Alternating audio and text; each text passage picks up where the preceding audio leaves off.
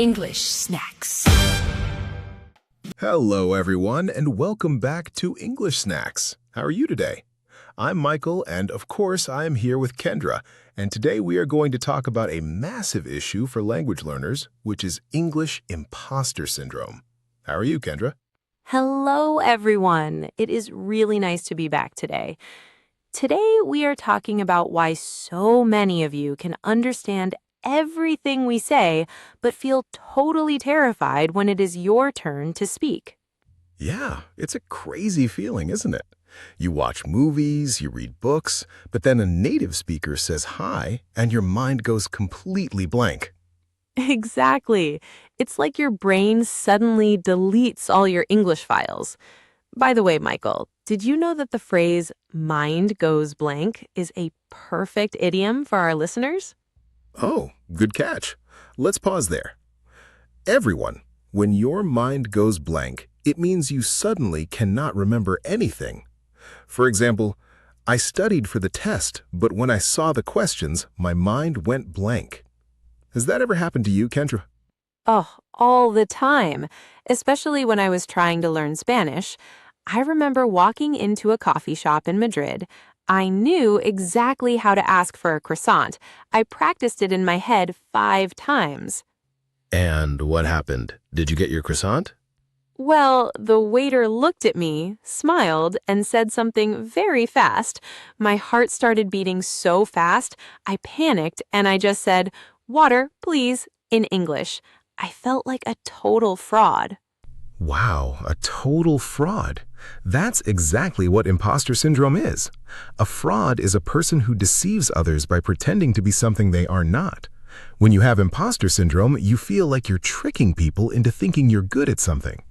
Yes, you feel like a fake. You keep thinking, soon everyone will realize my English is actually terrible. But guys, if you feel this way, please know you are not alone.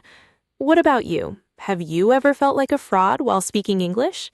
Please write your answer in the comments. We really want to read your stories. Definitely. Type it down below. You know, Kendra, what's interesting is that native speakers experience this too, just in different situations, like when starting a new job. Ugh, absolutely. When I first started working in an office, I had no idea what I was doing. I felt like I was just winging it every single day. Oh, winging it. That's an amazing phrasal verb. Let's explain that to our snacks family. To wing it means to do something without any preparation or planning. You just try your best in the moment. Right. For example, I didn't study for my presentation, so I had to wing it. In conversation, you can't prepare every sentence. You have to wing it, and that's scary for perfectionists. Yes, many English learners are perfectionists. They want their grammar to be flawless before they open their mouths. But real life isn't a grammar textbook. Thank goodness it isn't. Textbooks are so boring. Real conversation is messy. We make mistakes, we change our minds mid-sentence, we hesitate. So, Kendra, what is the secret? If we feel like an imposter and we have to wing it, how do we actually get the confidence to speak? Well, there's a famous English saying that I love. Fake it till you make it. Ah, fake it till you make it. That rhymes beautifully. Can you break that down for us? Sure, it means you act confident. You pretend that you know exactly what you are doing until eventually you actually become confident. You imitate the behavior of a confident speaker. So even if my hands are shaking and I'm nervous inside, I should smile, speak clearly, and pretend I'm comfortable. Yes, exactly. If you act like you belong in the conversation, your brain starts to believe it. It shifts your mindset from I am a bad English speaker to I am a person practicing English. That's a powerful shift. Let's look at a quick grammar point here for our listeners. Notice how Kendra said, fake it till you make it. That till is short for until. In casual spoken English, we cut words down all the time to sound more natural. We really do. We rarely say until in casual chats. We almost always say till. By the way, if you're enjoying this conversation and finding these tips helpful, don't forget to like this video and subscribe to English Snacks. It really helps our channel grow. Yes, hit that subscribe button. It gives us a little boost.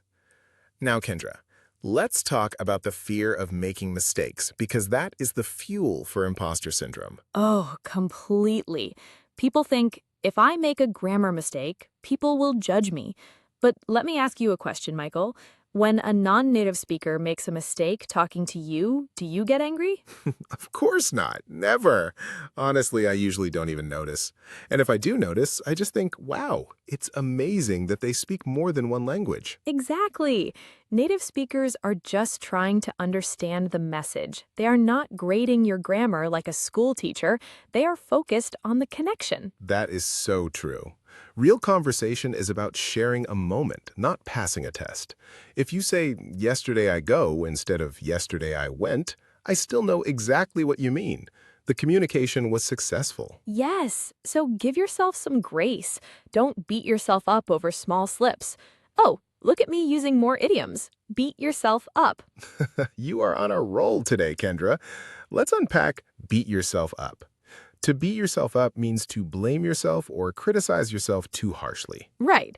An example sentence would be, you made a small mistake during the meeting, but don't beat yourself up over it. Just learn from it and move on. That is such good advice for life in general, not just language learning. You know, I read a study recently about language anxiety. It said that the main difference between successful language learners and unsuccessful ones isn't intelligence. Really? What is it then? It's tolerance for ambiguity. Basically, it's how comfortable you are with not understanding everything and making mistakes. Successful learners are okay with looking a little silly sometimes. That makes total sense. You have to be brave enough to be bad at something until you get good at it. You can't reach the level of smooth conversation without walking through the awkward stage. Exactly. Think of mistakes as data. Every time you say something incorrectly and notice it, or someone corrects you gently, your brain learns a little bit more. It's a stepping stone, not a wall. I love that. A stepping stone. Let's summarize our snacks for today's episode so everyone can remember the key takeaways. Let's do it. First, remember that having a mind go blank is totally normal when you are stressed. Take a deep breath and give yourself a second. Second, stop worrying about being perfect. Embrace the art of winging it sometimes. Real conversations require you to react in the moment, not read from a script. And third, use the magic formula, fake it till you make it. Smile, hold your head up high, act confident, and the true confidence will follow. And please, don't beat yourself up. Well said, Michael. Before we go, we have one final question for our audience. What is one English phrase you can use next time you feel nervous to show you are faking it till you make it? Let us know below. Thank you so much for hanging out with us today on English Snacks. Keep practicing, keep winging it, and we will see you in the next episode. Bye-bye. Bye, everyone. See you next time.